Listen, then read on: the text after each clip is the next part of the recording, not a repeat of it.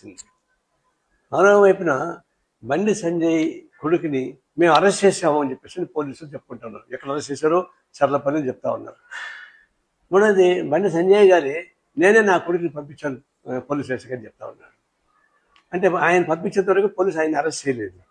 దీన్ని బట్టి పోలీస్ వ్యవస్థ ప్రశ్నార్థకమైంది. బండి సంజయ్ లాంటి కేంద్ర మంత్రి కేంద్ర ప్రభుత్వం ముద్దాయిగా మారిపోయింది. తర్వాత కోర్టు సైతం దీనిలో అసమర్థంగా ప్రవర్తించింది.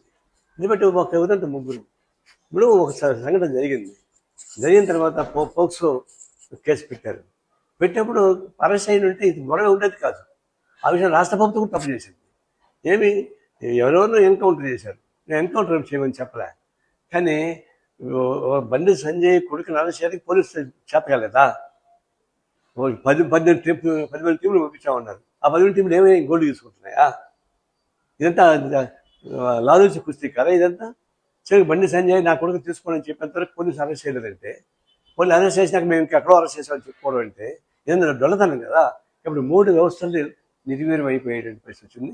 ఎప్పుడుగా ఒక తప్పు నాకు తండ్రిగా దాన్ని సమర్థించకుండా పోలీసులకు అప్పగించుంటే ఈ రోజు వచ్చిండే కాదు. ఈ విషయంలో మాత్రం కేంద్ర ప్రభుత్వం ముద్దాయింది, రాష్ట్ర ప్రభుత్వం ముద్దాయింది, పోలీసు వ్యవస్థ ముద్దాయింది, న్యాయ వ్యవస్థ ముద్దాయింది.